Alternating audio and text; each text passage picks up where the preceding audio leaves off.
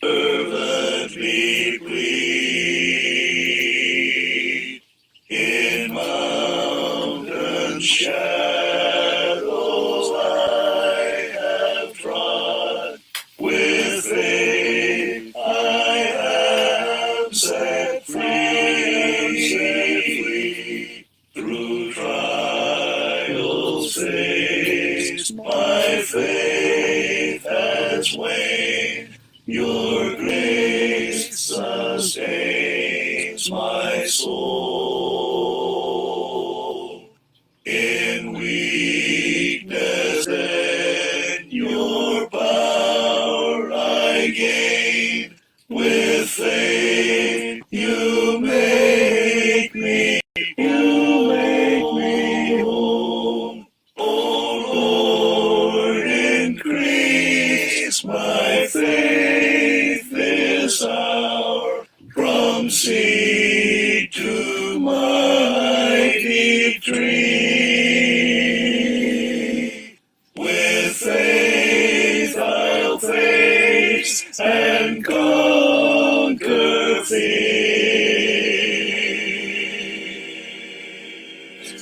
In you my victory.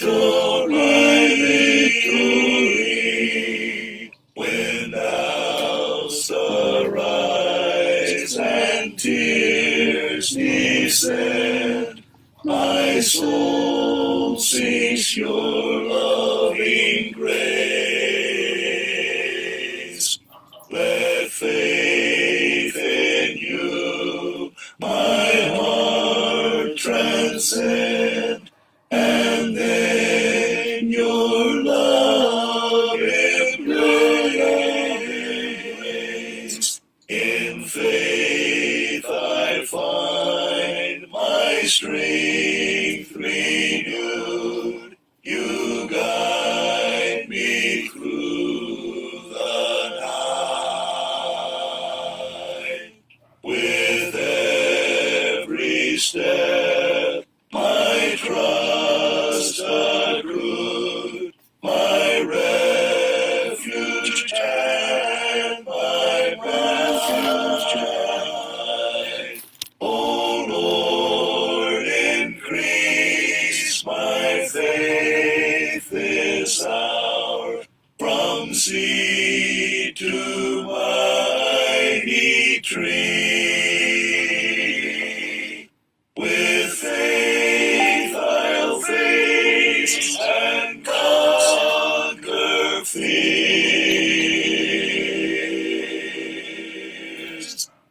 In you my victory. Though storms may rage and trials assail, I'll stand your peace and me. For faith in you will never fail. My stay in life's raging sea, increase my faith abundantly. This is my heart's earnest plea, to serve my God and faithful be, and live eternally.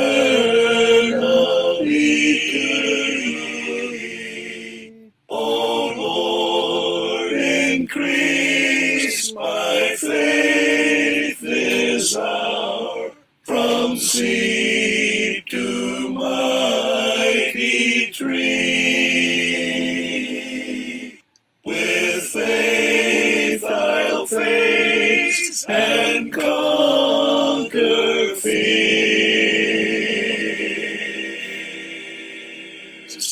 In you my victory.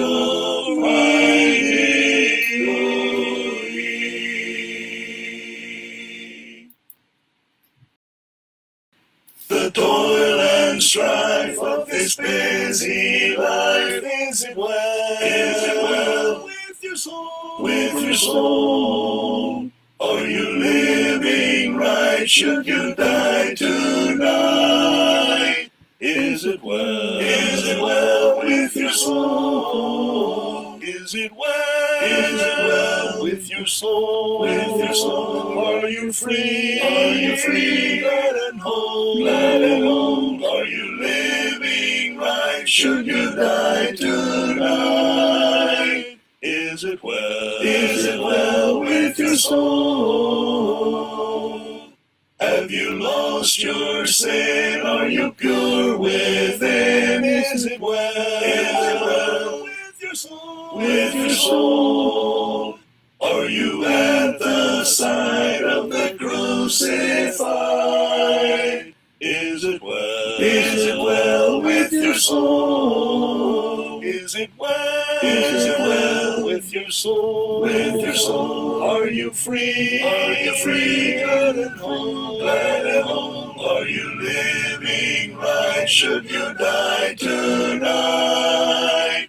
Is it well? Is it well with your soul? Do you praise the love of the one above? Is it well? Is it well with your soul? With your soul? Will the crown be won and the Lord's well done? Is it well? Is it well with your soul? Is it well? Is it well with your soul? With your soul? Are you free? Are you free? Glad and whole? Glad and whole? Are you living right? Should you die tonight? Is it well? Is it well with your soul? I labor and toil as I look for a home, just an humble abode among men. While in heaven a mansion is waiting for me, and the gentle voice pleading, come in. There's a mansion now empty, just waiting for me, at the end of life's troublesome way. Many friends and dear loved ones will welcome me there, near the door of that mansion someday. Ever thankful am I that my Savior and Lord promised unto the weary sweet rest. Nothing more could I ask than a mansion above, there to live with the saved and the blessed. There's a mansion now empty, just waiting for me, at the end of life's troublesome way. Many friends and dear loved ones will welcome me there, near the door of that mansion someday. When my labor and toiling have ended below, and my hand shall lie folded in rest, I'll exchange this old home for a mansion up there, and invite the archangel as guest. There's a mansion now empty, just waiting for me, at the end of life's troublesome way. Many friends and dear loved ones will welcome me there, near the door of that mansion someday.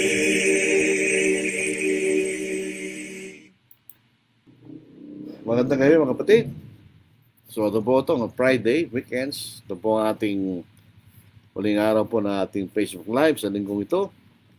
Bukas po, kung meron kayong panahon, malapit po kayo sa Coloong, Valenzuela City.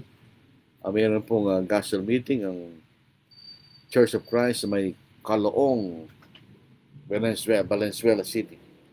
Ang address po nila ay number 2 Coloong Road, Coloong, Valenzuela City. Para mas malapit po ito sa May Kawayan, Metro Manila. So ang preacher po doon ay si Brother Ronald Molina at mag-umpisa po ang gospel meeting alas 10 ng umaga. Ang kasama ko pong maging speaker po doon ay si kapatid na June Bautista ng Briones Village, Cabanatuan City, Church of Christ. Ang paksa po ay ang tunay na iglesia at ang kahalagahan ng bautismo. In behalf po dun sa mga kapatid sa may Coloong, Valenzuela City, inimbita po namin kayo doon po sa kanilang gospel meeting. Sa susunod na Sabado, December 20, meron ng pong gospel meeting dyan sa may Briones Village o subdivision, Cabanatuan City. Diyan po ang preacher po ay si kapatid na June Bautista. Apat po ang tagapagsalita riyan, si Brother Rudy Yap Jr., Bernard Kibina Jr., si Brother Noel Tanyalas, at ang inyong lingkod. Sana pong meron kayong panahon, malapit kayo sa Cabanatuan City, inaanyahan po namin kayo. So sa gabing ito, ang ating paksa ay isang malawakang kaisipan ng mga tao na inaalin tulad po ang pagpunta sa langit para bagang kung tayo pupunta sa isang lugar na maraming iba't ibang daan pero pupunta pa rin sa isang lugar. So yun po ang kailang inahalin tulad to justify yung iba-iba klaseng pananampalataya na inaangkin na sila'y sa ating Panginoon. So yun po ang ating magiging paksa sa gabing ito. Sa susunod na linggo, isasama po natin yung relationship with Christ. Marami pong paniniwala na mahalaga ay magkaroon daw po tayo ng relasyon kay Kristo kahit na iba-iba ang ating pananampalataya. Basta raw may relasyon sa ating Panginoon. Yun po ang ating bibigyan pansin sa susunod na linggo. So, binabati natin ng magandang gabi ang lahat ng ating mga kabayan sa Pilipinas. Yan po ang ating pambansang wika. Kami po ay hindi Tagalog. Bagamat kung pupunta po kami sa Masay kay Tagaluzon, pupunta ka sa Mindanao, Bisaya, sasabihin nila Tagalog, ganyan. Hindi po kami Tagalog, kami po ay Kapampangan. Yun ay ibang lengguwahe sa Tagalog. So binabati natin ng magandang gabi ang lahat ng mga Pilipino. At siyempre binabati natin ang ating mga kakabsat na ibang Arabi, katakay amin kakabsat, at ang ating mga kaigsoon maayong gabi sa inyong tanan, maigsoon. Sa ating pong mga kabugtuan kang Kristo, yun po yung Samar Leyte, yung mga waray, maupay nga gabi, kabugtuan ko kang Kristo. Yun po mga taga Bicol Region, yung mga ating katugangan. Diyos marahin na banggi sa Indugabos. Yung mga taga Pangasinan, masanto siya labi, kahit sa kayo namin. Siyempre dito sa aming lugar, ang mga Kapampangan, marami po sa Tondo, Manila, dyan sa may bahagi ng Bataan, dito sa Pampanga, bahagi ng Tarlac, southern part ng Tarlac, dyan po sa may Nueva Ecija, kahit sa Zambales, may Pabingi, kaya ko nga. Tulad po na ating nabanggit, ang ating paksa po ay marami bang daan papunta sa langit. Ito po ay isang paniniwala na in effect ay compromise. In other words, kahit iba-iba pang paniniwala, para bagang pipili ka lang ng gusto mong daan patungo sa langit. So ito po ay konsepto ng mga iba't ibang mga denominations na iba-iba yung pangalan, iba-iba yung pagsamba, iba-iba yung paraan ng kaligtasan. Pero sabi nila, ito raw po yung mga iba-ibang paraan lamang para tayo maligtas. Na para sinasabi na walang katotohanan tungkol sa kaligtasan. Kasi kahit anong paraan, ikaw ay basta ikay tapat at sincere, ikaw pa rin makakarating sa langit. Ito po yung denominational concept. Lahat ng mga sincerong individual ay maliligtas. All sincere individuals will be saved. Yung po ang paniniwala, basta ikay sincere sa iyong paniniwala, ikaw ay maliligtas. Para bagang ang pagpunta sa langit, ay iba-iba lang ang paraan. We are all going to heaven only in different ways. Iba-ibang paraan lang. Pero sa katapusan, pupunta rin tayo sa langit. Ang malimit na parallel na ginagamit o illustration na ginagamit, parang pupunta tayo sa Metro Manila. Sa Metro Manila, at least may 2 daan. Yung Luma MacArthur Highway, o actually 3. O kaya pupunta sa MacArthur Highway, pagdating mo sa may bahagi ng Bulacan, ikay papasok sa expressway. So yun ay pangalawang daan. Yung 5 daan, ikay dadaan sa MacArthur Highway, ikay iikot, malayo po yun. At ang pinakamabilis ay diretso ka mula sa simulan ng expressway hanggang sa Balintawak.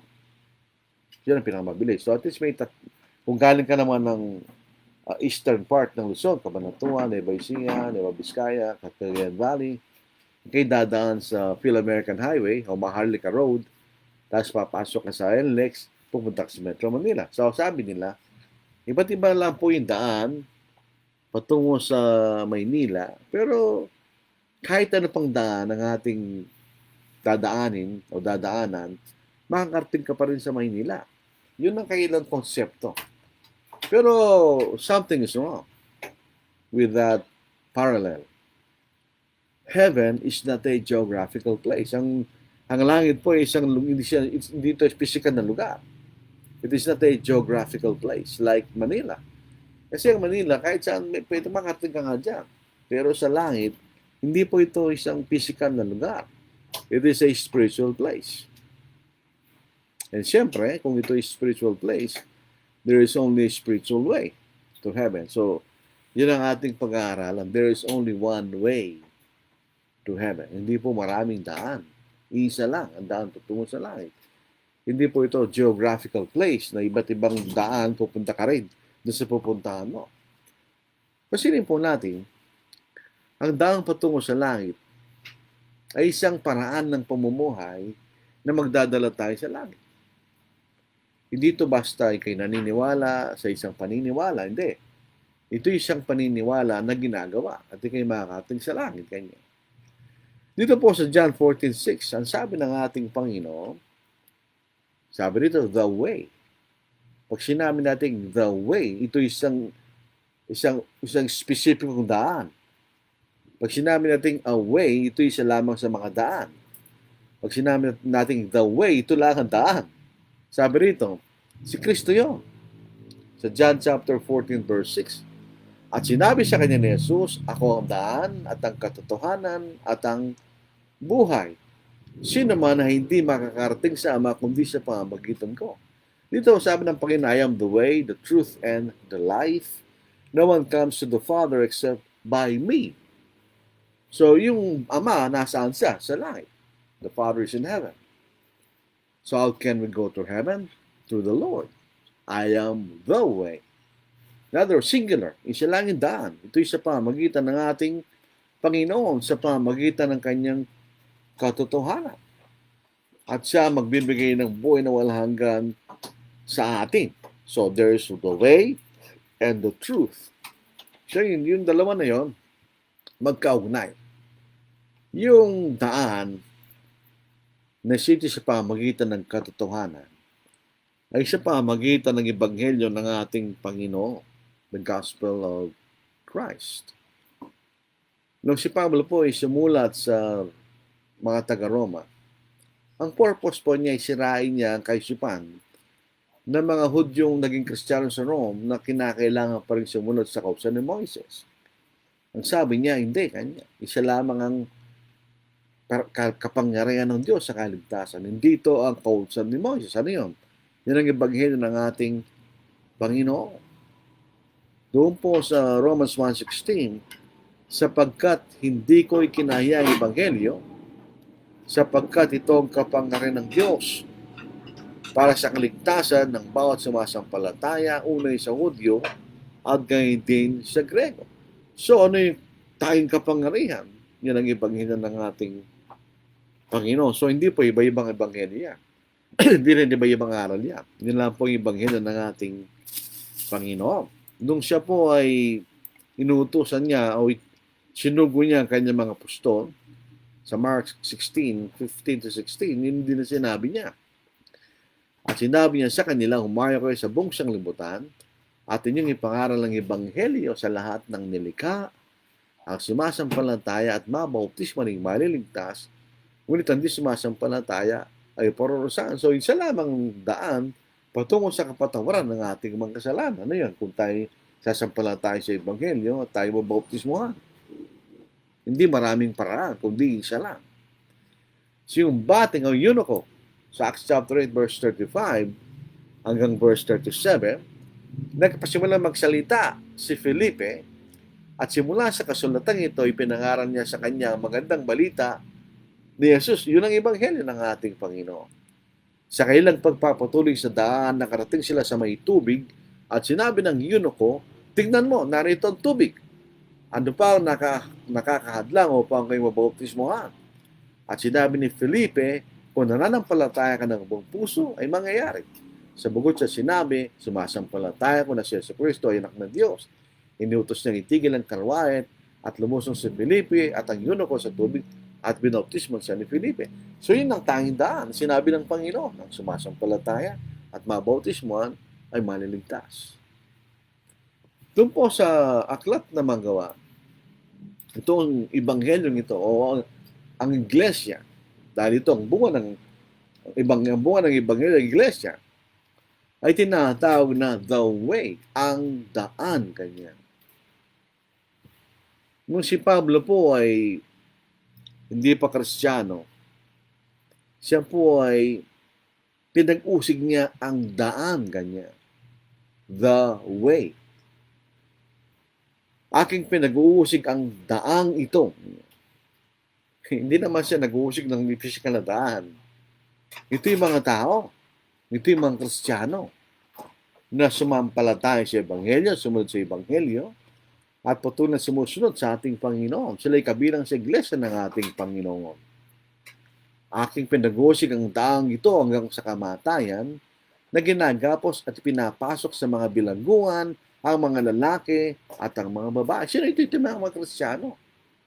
Sila'y nasa daan, ganyan. Kung sila po ay sumunod sa ebanghelyo at naidagdag sa iglesia ng ating Panginoon, nasaan sila? Nasa daan, kaya the way, patungo sa langit. In Acts chapter 19, verse 9, at lundag tayo sa verse 23, ganun din. Ngunit nang magmatigas ang ilan at ayaw maniwala, nagsasalita lang mas matungkol sa daan, yung daan, the way. Nagsasabi ng masila tungkol sa ebanghelyo, tungkol sa iglesia ng ating Panginoon. Sa harapan ng kapulungan, kanyang iniwan sila at isinama mga lagad at nakipagtalo araw-araw sa bulwagan ni Tirano. Sa English School of Tyrannus, kanya. Sa Tagalog, bulwagan ni Tirano, kanya. Lundag tayo sa talatang 23. Nang panahong yun ay nagkaroon ng malaking gulo tungkol sa daan. pinag-usig nila ang daan. Ano yun? Ang mga Kristiyano na sumampalataya, sumunod sa Ebanghelyo at nasa daan patungo sa langit. So, isa rin nasa iglesia. So, ito yung ito ang dapat na nandun ka para makarating ka sa langit. Ito pong daan na ito ay tinatawag daan patungo sa kaligtasan o daan ng kaligtasan. The way of salvation. Tingnan po niyo yung salitang yun. The way. Singular. Isa lang. Ang gustong ipaniwala sa atin yung maraming tao, maraming mga daan. Pero ang problema nito, hindi man sinabing the ways, kundi the way. Kanya, isa lang eh. Ang gustong ipaniwala sa atin ng mga iba't ibang mga iglesia o mga denominasyon, maraming daan kanya patungo sa langit. Maraming daan patungo sa kaligtasan. Pero dito po sa Biblia, the way of salvation. Isa lang ang daan ng kaligtasan, di ba? Doon sa Acts 16 verse 17, siya'y sumunod kay Pablo at sa amin at sumisigaw, ang mga taong ito ay mga lipin ng kataas-taasang Diyos na nagpapahayag sa inyo ng daan ng kaligtasan ninyo. So, the way of salvation. Parang naging marami yun. The way, ganyan. Kung tayo po pupunta sa isang lugar, sasabihin, this is the way, ganyan. Going to Baguio. The way. So, isa lang yung daan patungo sa Baguio, pag gano'n. Pag sinabi yan, this is a way going to Baguio, may ibang daan pa. Kaso, the way, kanya. So, yun lang ang daan patungo sa kaligtasan. Ito rin po tinatawag the way of the Lord. Ganyan.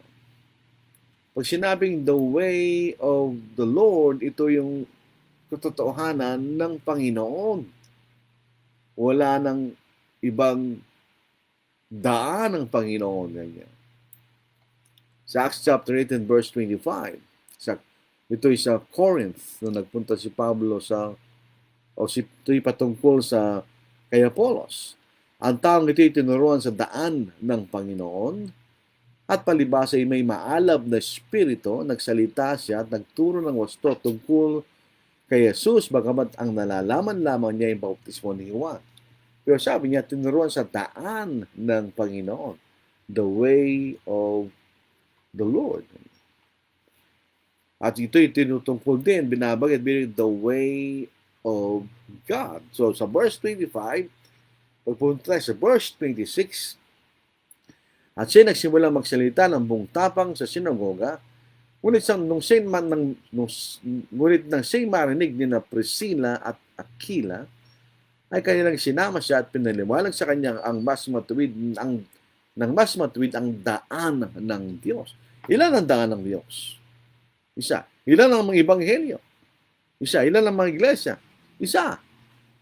Pag sinabing the way, ito'y binubuo ng ebanghelyo. Ito'y binubuo ng iglesia, mga taong sumunod sa ebanghelyo. At ito'y daan patungo sa kaligtasan. Patungo sa langit. In other words, kung hindi ka sumunod sa tunay na ebanghelyo, o maling aral ang tinanggap mo, wala kang sa iglesia ng Panginoon.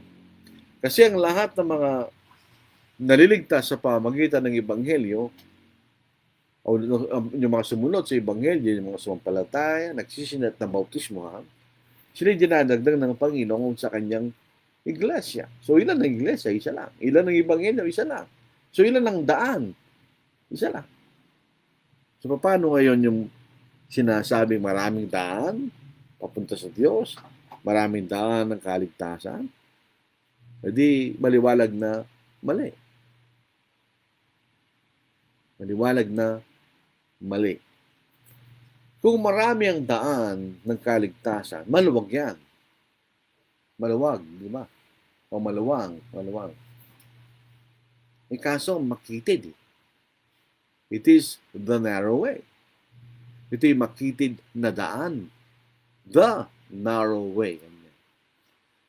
Ito po, tayo po ay, ako po, hindi naman ako nagyayabang, pero nakapag-aral tayo ng English language, di ba? Merong grammar. Pag ginagamit ang the, enter the narrow gate. Yun po isang article na specific article. Definite article, the. So ito'y tumutukoy sa isang spesipikong bagay. Sabi mo, this is the school where I graduated. Yun lang eskwela na kung saan ka nagtapos. This is the country where I was born. So hindi kayo pinanganak sa maraming bansa. Yun lang ang tanging bansa na kung saan kayo pinanganak. Kanya. So dito sa Mateo, chapter 7, 13, 14, kanya, it is the narrow way. Ito yung makitid na daan, kanya. Masikip na daan. It is the narrow way. Ito po ay isang katotohanan na sinabi ng Panginoon. Ironically, kung ang mga tao po kung tayo po ay nag-iisip ng maayos, nararapat sana na maraming maliligtas. Kasi iniisip natin ang kainat natin sa walang hanggan. Unfortunately, hindi ganun ang kaisipan ng mga tao. Kaya sabi ng Panginoon sa Mateo, chapter 7, 13, 14, kakaunti lang kanyang maliligtas. Pumasok kayo sa makipot na pintuan, sapagkat maluwang ang pintuan at malapad ang dang patungo sa kapahamakan, at marami pumapasok doon. Question. Alin bang mas marami? Ang mga tunay na Kristiyano o mga denominasyon? Mas marami mga denominasyon. Sapagkat makipot ang pintuan at masikip ang patungo sa buhay, at kakaunti ang nakakatagpo niyo. Kakaunti lang, sabi ng Panginoon. So kakaunti lang ang maniligtas. Napapasok doon sa masikip na daan na patungo sa buhay. The narrow way. So hindi lamang po isang daan, kundi masikip yung daan. At kakaunti lang ang dadaan doon sa masikip na daan. So kung isipin po natin, sa kaisipan na sinasabi ng karamihang mga tao, basta ikay sincere sa iyong paniniwala, regardless kung ano yung pinaniniwalaan mo, ikay maniligtas. Na ito'y tinututulan ng mga talatang binasa natin. The way of salvation, the way of the Lord, the way of God. Isang daan ang sinasabi sa atin. There is only one way. Hindi po ways. There is only one way going to heaven. Ang sabi po ng mga karamihang mga tao, sabi nila, if there is the narrow way, there is only one way going to heaven, then that is being narrow-minded. Pag sinasabi mo yon, you are insulting God. Is God narrow-minded? Makitid ba ang kaisipan ng Panginoon? Ang sabi nila, we should be broad-minded. Doctrine is not important. What matters is we are sincere. Yun ang sabi nila, that's what they say. Pero sabi ng Biblia, sincerity is not enough. It is not enough that you are sincere. Sa Romans chapter 10, verse 1 to 3, verse 1 to verse 3, mga kapatid, ang nais na aking puso at ang dalahin ko sa Diyos, alang-alang sa kanila, ay ang sila ay maligtas. So ito tungkol sa mga Hudyo. Hindi sila ligtas. Ako'y nagpapatotoo na sila ay may sigasig sa Diyos. They have a zeal for God. So sila ay sincere. Si Apostle Paul nga, nung sila nagsulat, siya sincere sa ginagawa niyang pag-uusig sa mga Kristiyano dahil yun ang kanyang pinaniniwalaan. But was he right? By being sincere, was Paul right? Sa kanyang pagiging sincere, sabay tama? Hindi. Ang sabi nito, subalit hindi ayon sa kaalaman. Mali yung kailang pinaniniwalaan. Sapagkat sa kailang pagiging mangmang sa katwiran ng Diyos. Ang ibig sabihin po ng mga sa katwiran ng Diyos, itong mga Hudyong ito, hindi naman sila walang pagkakataon na napakinggan nilang Ebanghelyo. Meron. Maraming pagkakataon. Pero hindi na pinaniwala. Kaya sila naging mangmang. Ang salitang mangmang, hindi ibig sabihin wala kang alam. Ang salitang mangmang, alam mo, pero hindi mo pinapansin. Kaya naging kayo mangmang. At sa pagsisikap nilang maitayo sariling katwiran, ay hindi sila nagpasakop sa pakatwiran ng Diyos. So, sila ba'y naligtas? Sabi ni Pablo, hindi. But were they sincere? Oh, yes, they were sincere.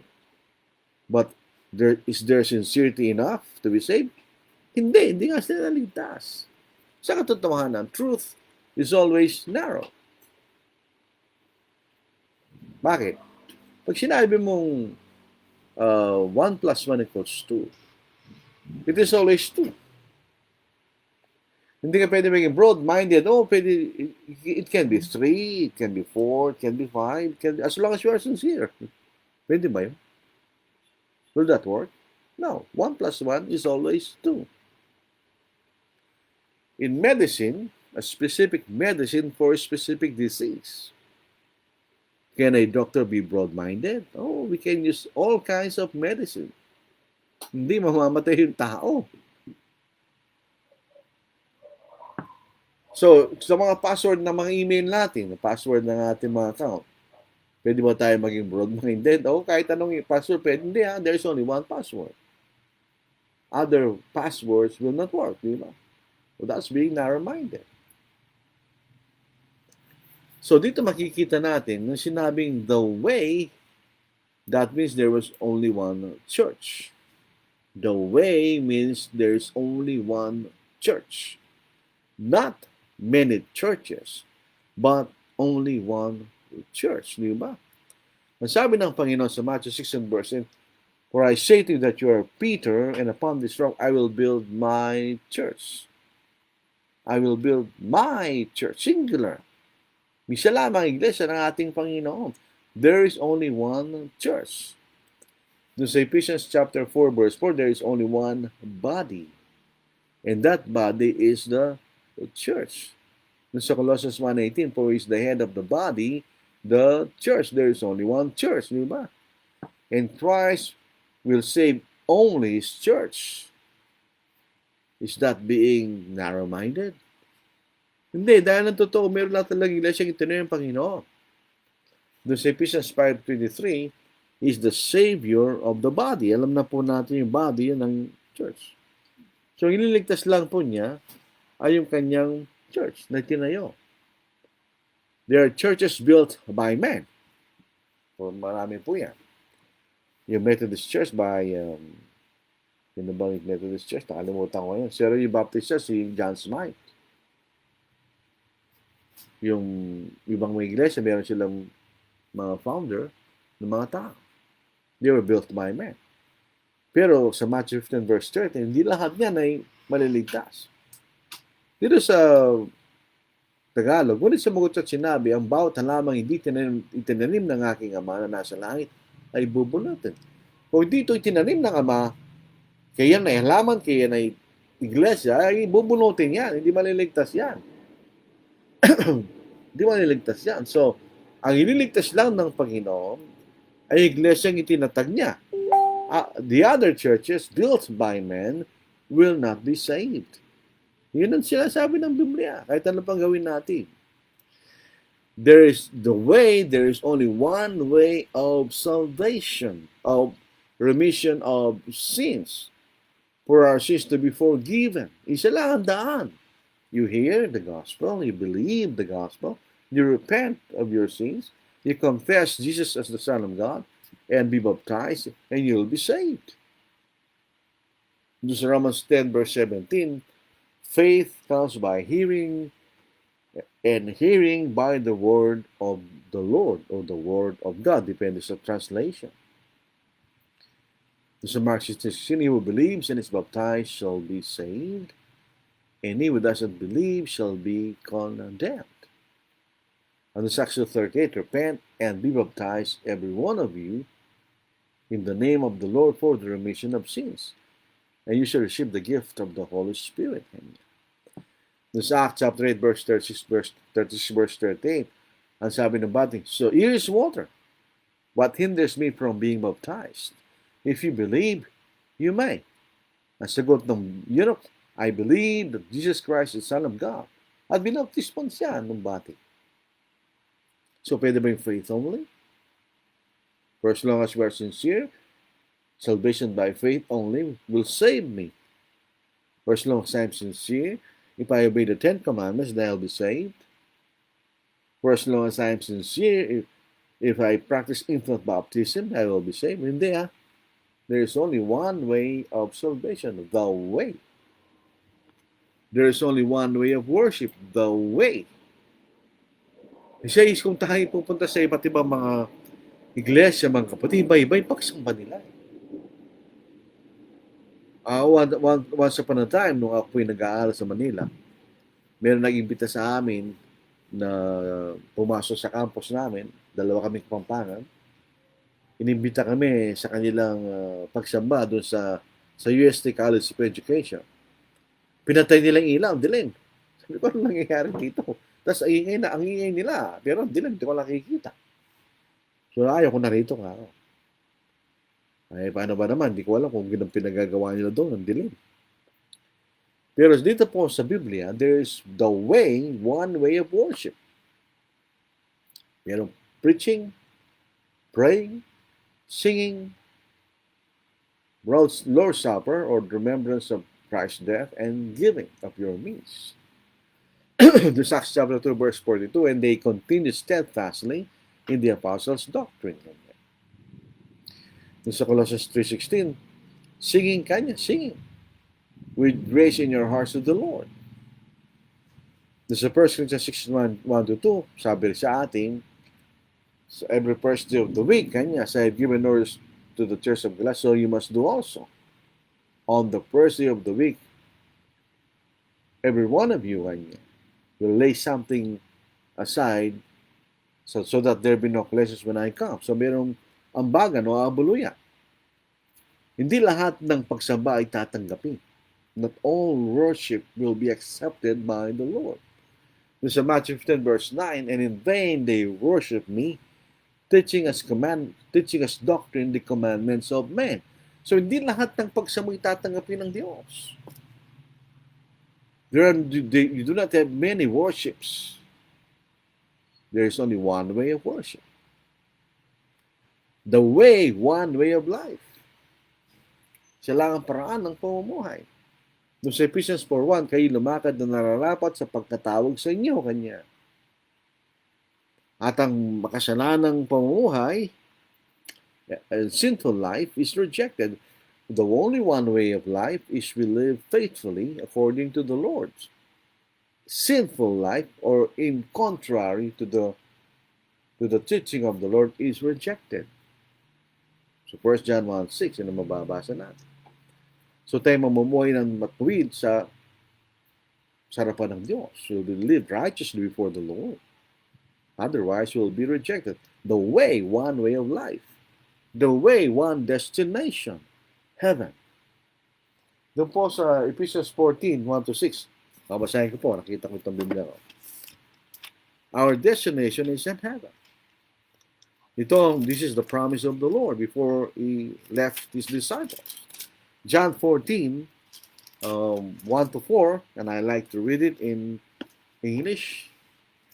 Let not your heart be troubled. You believe in God, believe also in me. That means equality with the Father, sabi niya. In my Father's house are many mansions. The New King James, they translated that word as mansions, necessarily implying a beautiful place. Di ba? If it were not so, I would have told you, I go to prepare a place for you. And if I go and prepare a place for you, I will come again and receive you to myself, that where I am, there you may be also. And where I go, you know, and the way you know. So tignan nyo, where I go is going to heaven. And the way going to heaven, you know. So there is one destination. The Jehovah's Witnesses claim there are two destinations. 144,000 will go to heaven, and the rest will be on the earth. But that is not possible because the earth will be destroyed when the Lord comes. The 2 Peter chapter 3 verse 10, and we read, God will destroy the heaven and the earth which He created in Genesis chapter 1. Di ba? Say natin and read. But the day of the Lord, when we read the phrase, the day of the Lord in the Bible, it is a judgment day.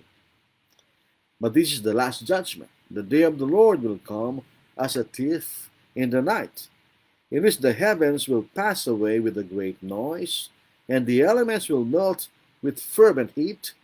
Both the earth and the works that are in it will be burnt up.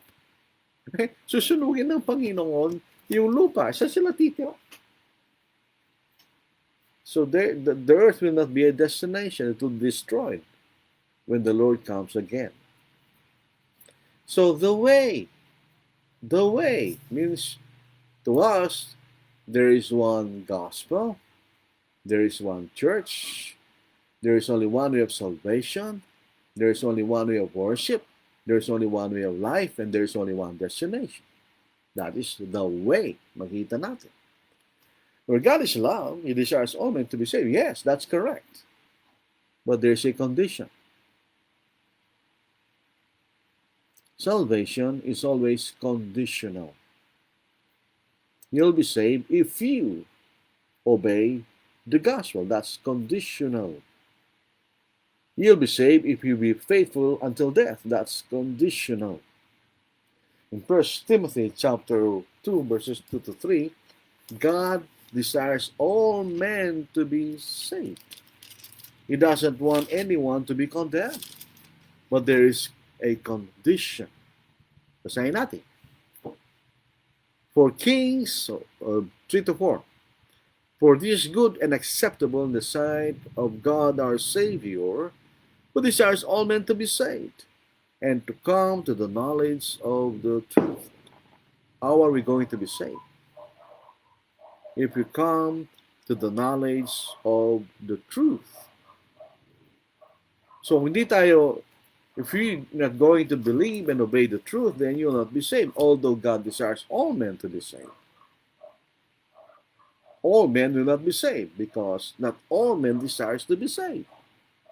While it is true that God desires all men to be saved, yet it is also equally true that not all men desires to be saved. So God is just, but so He is no respecter of persons. So wala siyang kinikilingang tao. Our salvation depends on what we do. Kung anong ating gagawin. This Romans chapter 2, verses 5 to 11. And again, we read, pag tayo po Kristiyano, we are just reading the Word of God. We're just studying the Word of God and not preaching our own opinions.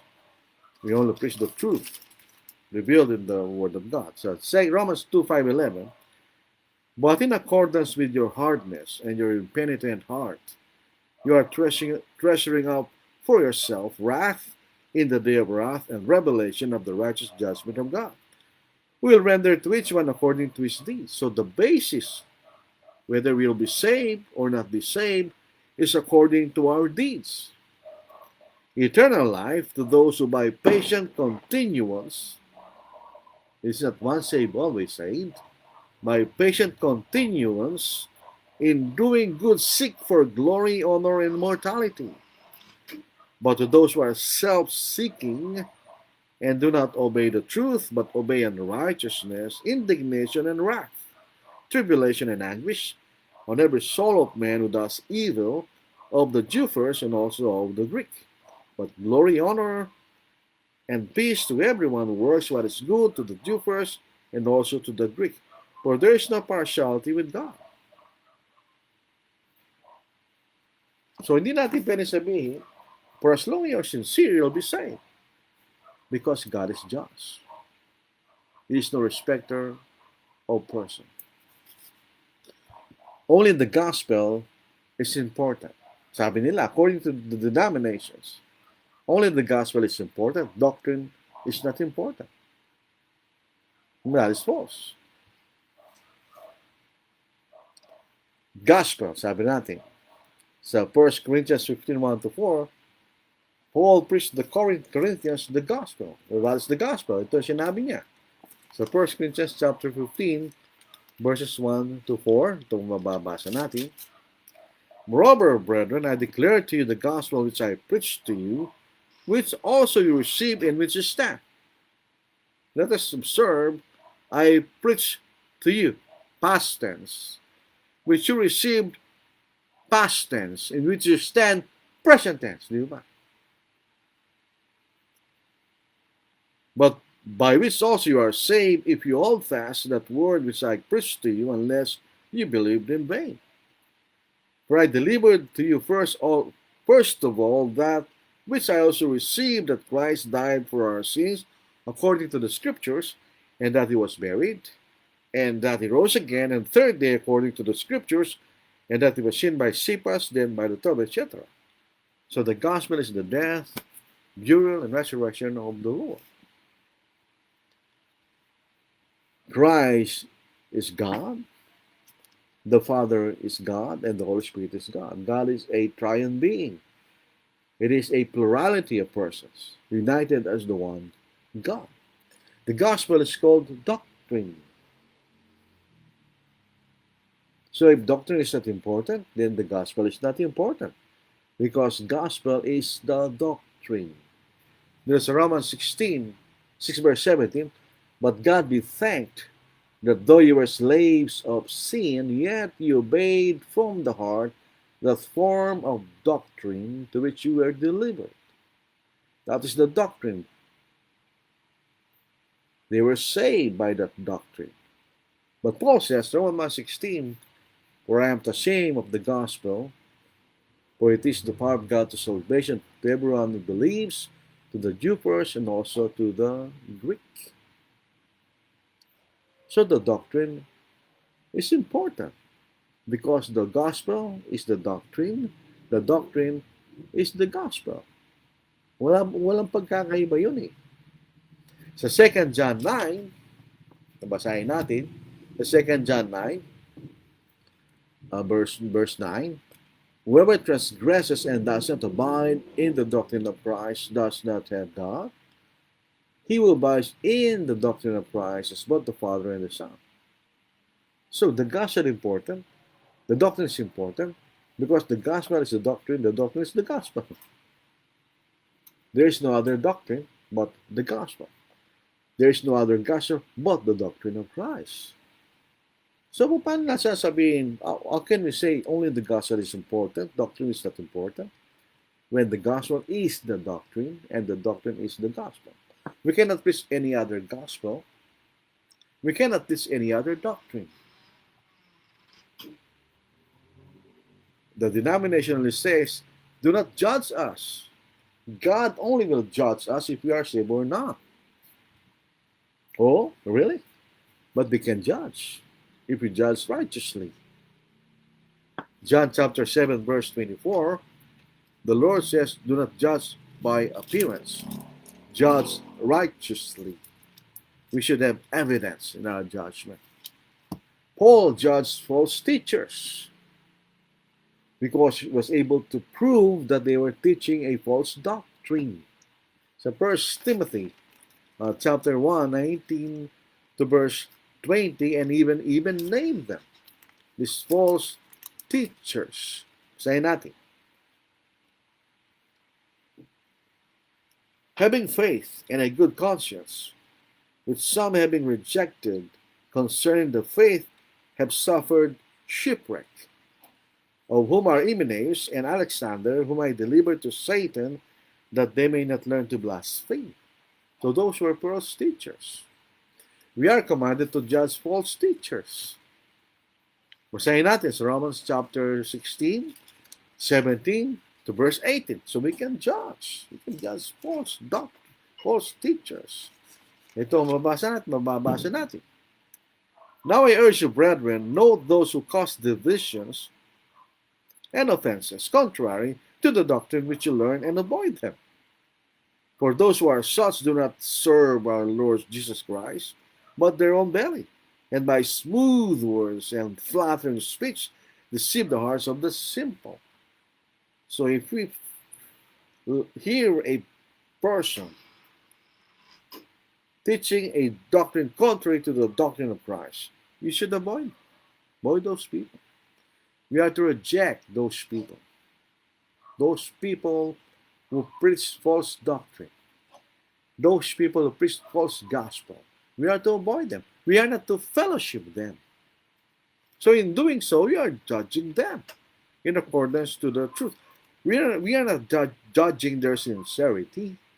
We are judging their doctrine, which we can judge because there's the scriptures, which will be our basis for our judgment. The second John, and we read, 2 John verse 10 to 11, if anyone comes to you, and does not bring this doctrine, the doctrine of Christ, do not receive him into your house, nor greet him, for he who greets him shares in his evil deeds. So we cannot fellowship those people who teach false doctrine. So what's our conclusion? Are there many ways leading to heaven? No. There is only one way. The way. I am the truth. I am the way, the truth, and the life, says the Lord. So those people are saying there are many ways going to heaven, and we are to save our sincerity, will be surprised on the last day. Many who are expecting to be saved will not be saved because they did not obey the Lord. So this is Matthew 7:21 to verse 23. Not everyone who says to me, Lord, Lord. The Lord is not judging their sincerity, shall enter the kingdom of heaven, but he who does the will of my Father in heaven. Who will be saved? Those who are sincerely obeying the will of the Father in heaven. Many will say, when many will say to me that day, Lord, Lord, have we not prophesied in your name, cast out devils in your name, and done many wonders in your name? And then I will declare to them, I never knew you. Depart from me, you who practice lawlessness. Verse 21 and verse 23 are the opposite. Those who will be saved are those who obey the will of the Father in heaven. Those who will not be saved are those who are lawless, those who do not obey the will of the Father in heaven. So, unfortunately for many people, there are not many ways that lead going to heaven. There is only one way. If you obey the truth, if you obey the gospel, if you obey the doctrine of Christ, and you will be faithful until death, then we'll be saved. And we'll go to heaven when the Lord comes again the second time on the last day. So huwag tayong maniwala na maraming daan patungo sa langit. Isa lang. There is only one faith. There is only one baptism, one body, one Father, one Spirit, one Lord. The way. There is only one way going to heaven. So we appeal to people that we study the Bible, open our hearts, open our minds to the truth. So we will find the truth and obey it and be faithful to the truth. And then, when the Lord comes, He will bring us to heaven, our eternal home, which is in heaven. Maraming salamat po mga kapatid. Muchas gracias. Damas y caballeros, maraming salamat sa inyo mga kapatid, nakinig po sa ating pag-aaral. Kasi nakatulong po ito sa atin. Yung hindi pa mga Kristiyano, buksan po niyo yung mga kaisipan. Wala naman pong mawawala. Pero kung ating sasara ang ating isip sa katotohanan, malaking mawawala. Hindi po tayo makarating salamat. Maraming salamat po mga kapatid. Dagang salamat sa inyong pagpaminaw. Dagang salamat kay kayong pamikaramdam. Salamat, pagi. So yun po ang ating pag-aaral po sa gabi ito. Tingnan po natin ang bumati. Aljan Ocampo from Dubai. Good evening po. General Leo, good evening. Leon, ito po yung aming bunso. Leonito Rolisa, na ibagarabi, katakayam, kakabsat, at sinilocano, meaning good evening to all of you, my brethren. Jun Bautista, good evening. Medic Conanan, Kanono, magandang gabi sa mga kapatid. Agosto 12, ito po isang balang kapatid. Ano po? Mamaya po babasahin natin. Nida Benjamin, maayong gabi, Brother Lordy. Jonathan Rashid, magandang gabi po sa lahat. Magandang gabi rin kay Sister Chona. Jovelyn Montero, good evening po. Reggie Margueles, good evening po, Brad Lordy, sa lahat ng mga kapatid na ikinig. Nicholas Rowe, our brother, watching and listening from Kota Kinabalu, Sabah, Malaysia, the land of the sacred mountain. Nicholas Rowe, good evening everyone. Salamat pagi. Lea Kakolis, blessed evening. Blessed evening, Brother Lordy, sa lahat ng kapatid na nakasubaybay ngayon around the world. May God bless us all. God bless. Little Lakanlali, kapitbahay ko lang po ito sa Balakat. Good evening po, Lea Kakolis. To God be the highest glory. Amen. Charles Ryan Yap, nasa Singapore.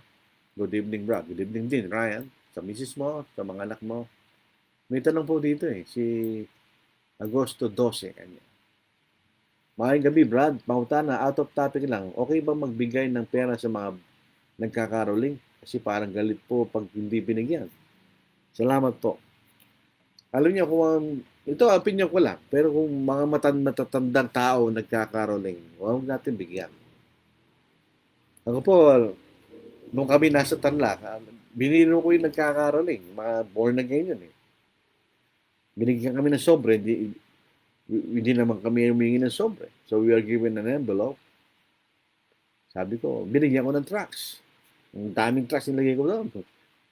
Tapos pagkatapos yun ng binigyan yung sobre. Nakikinig ako. Sabi niya, ang kapal kanya. Tapos nabuksan, ano ba yan kanya? So yun ang naisip ko makakatulong sa kanila. Hindi talaga magbibigay ng pera. Pero kung bata lang, kasi yung mga bata, hindi man nila naiintindihan ginagawa nila. Bigyan mo ng piso, 2 piso. Okay lang sa kanila. Natuwaan lang sa bata. Pero sa mga tao na nakaalam na ang kailang ginagawa, abay-ibang usapan na yun. Hindi ako nagbibigay.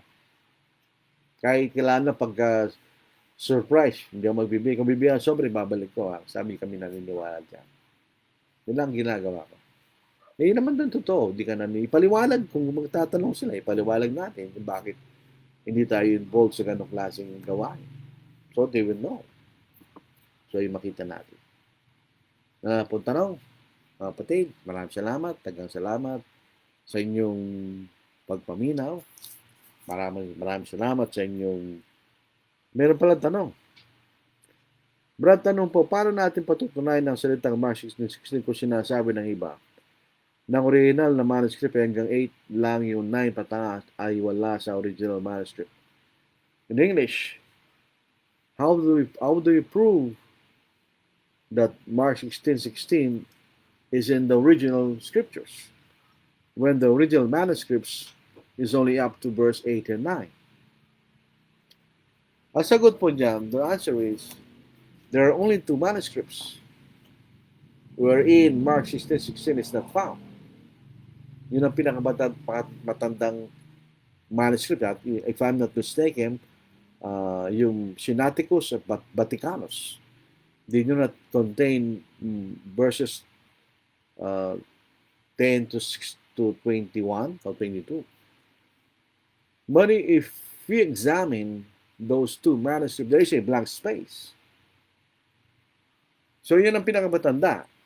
That the rest of the manuscripts, they contain Mark 16:16.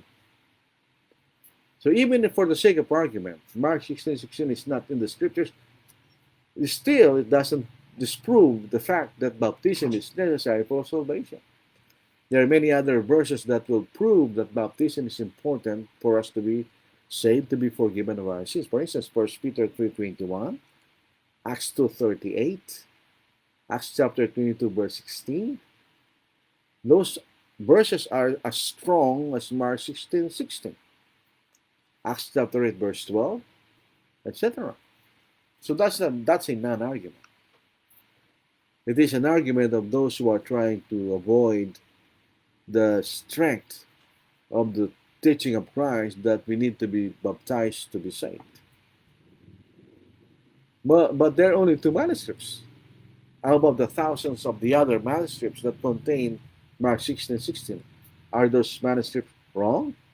Ganun po natin, di ba? Dalawa lang naman ang wala. Yung pinakamatandang manuscript, dalawa lang yun eh. Yung maraming manuscript na meron yun.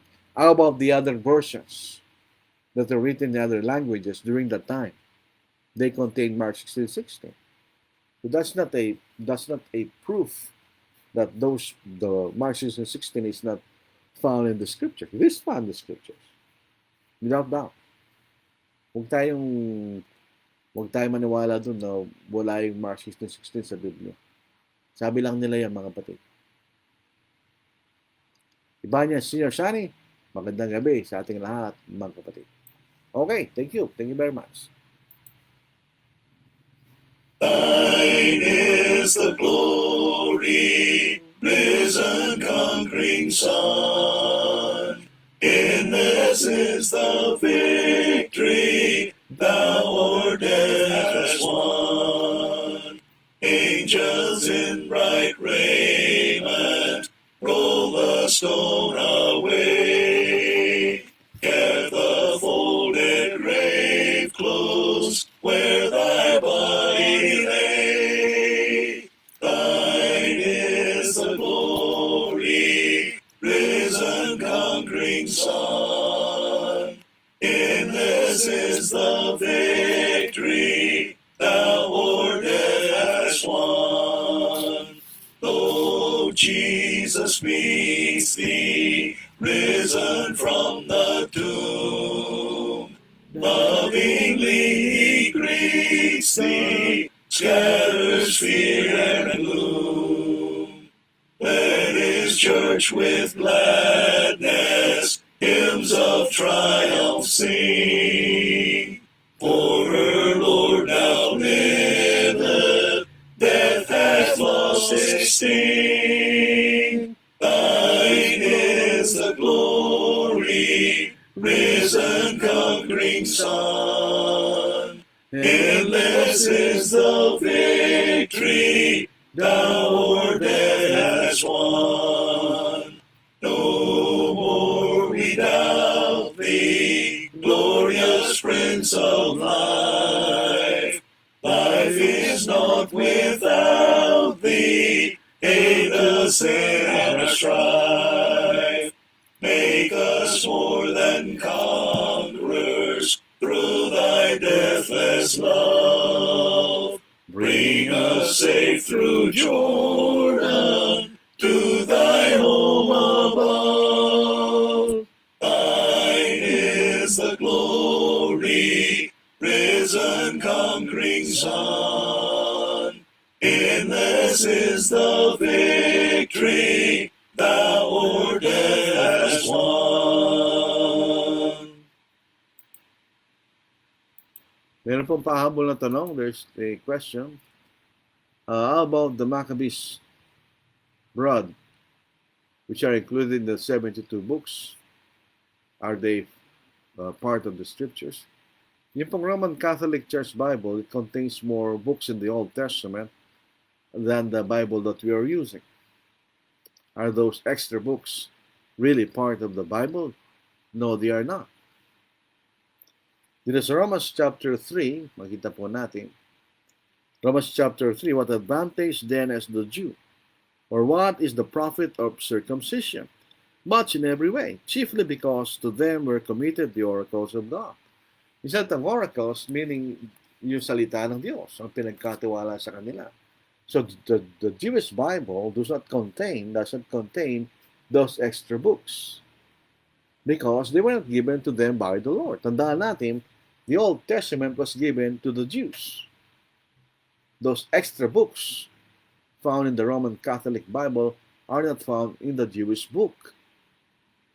Nung kami, when we were in Davao City, we visited a Jew living in Davao City, and we read his Bible. It is the same as our Old Testament, except the order, and it doesn't contain the extra books of the Roman Catholic Bible. So they are not part of the scriptures. Nicholas Rowe, ito pong kapatid natin, the apostles based their work from Acts 2:38 through out the book from Mark 16:16, Matthew 28:18-20, Matthew 28 verse 18 to 20, didn't they? Yes, they did. For instance, Acts chapter 8 verse 12, the same process. Basahin natin. Acts chapter 8 verse 12, when Philip preached in Samaria, he preached the same just like Mark 16:16. Basahin natin. But when they believed Philip as he preached the things concerning the kingdom of God and the name of Jesus Christ, when they believed, and both men and women were baptized. So that who believes and is baptized shall be saved. Di ba? And Acts 2:38, when the audience, some of the audience said, what must we do? When Peter concluded his sermon on verse 36, therefore let all the house of Israel know assuredly that God has made this Jesus, whom you crucified, both Lord and Christ. Now when they heard this, they were cut to the heart. That means they believed. And they were guilty because they killed Jesus, whom God made as the Lord and Christ. Diba? Men and brethren, what shall be? So they believed.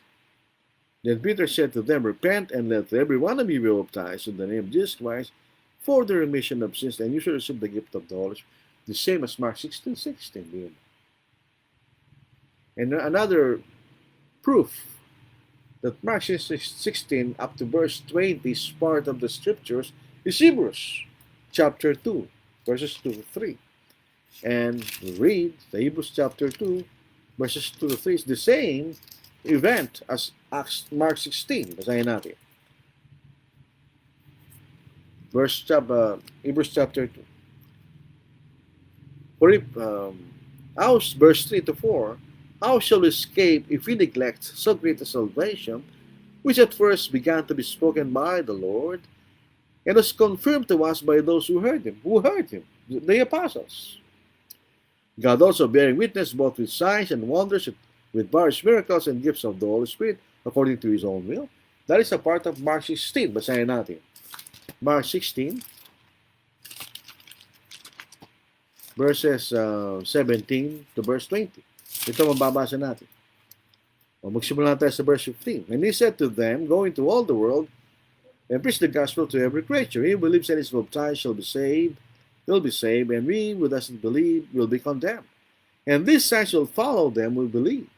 In my name they will cast out demons, they will speak with new tongues, they will take up serpents, and if they drink anything deadly, it will by no means hurt them. They will lay hands on the sick, and they will recover. So then after the Lord had spoken to them, he was received up into heaven and sat down at the right hand of God. And they went out. Who went out? The apostles. And preached everywhere the Lord, working with them and confirming the word through the accompanying signs. Amen. That's Hebrews chapter 2, 3 to 4, isn't it? So, yun po yung mga katunayan. Those are proofs that Mark 16:16 is part of the gospel according to Mark. Beyond doubt. The fact that just two manuscripts do not contain Mark 16:16 does not prove that Mark 16:16 is not part of the gospel. All the other manuscripts contained it. Di ba? Dalawa lang ating paniniwalaan. So thank you, Brother Nicholas Rowe, for your comment. So tapos na po tayo. And tayo po manalangin. Ang manal, muli kami po ay nagpapakumbaba sa inyong harapan. Kami po ay ginagamit ninyo sa bilang inyong mga lingkod upang may pangalan katotohanan. Wala po sa amin ang kalalatihan ng Diyos, kundi sa inyo lamang. Kinikilala po namin na ang iyong salita, ang ebanghelyo, ang may kapangyarihan magligtas, hindi po kami. Kami lingkod upang may pangalan lamang ang iyong salita ng kaligtasan. Kaya po ibang pagpukumbaba na pangarap sa inyo, hindi bilang matwid sa aming sariling paraan, kundi naging matwid dahil pinatawad niyo kami sa aming mga pagkakasala. At muli po kami humingi ng kapatawaran sa mga kasalanan namin ginagawa. Nabigyan niyo kami ng buong puso mo pagkumbaba, O Diyos. Idinadalangin namin ang aming mga namumuno sa pamahalaan na sa magkaroon sila ng katunungan sa mga pagkakataon na yun, upang kami po ay magpatuloy sa buong katiwasayan at kapayapaan na paglilingkod sa inyo, Diyos. Pinadalangin po namin ang gospel meeting bukas sa Caloong, Valenzuela, Metro Manila, na sana ito ay maging matagumpay at may mga kaluluwang tatanggap sa inyong kalooban ng Diyos. Ingatan po niyo kami. Ingatan po niyo kami, O Diyos. Patabayan niyo kami sa pamagitan ng iyong mga salita. At ang mga bagay ito ay humihingi ilang pangalan po sa Kristo. Maraming salamat po. Magkita tayo sa Monday evening, the Lord willing, Monday evening, 8 p.m. the same time, Facebook Live. Maraming salamat. God bless. Thank you.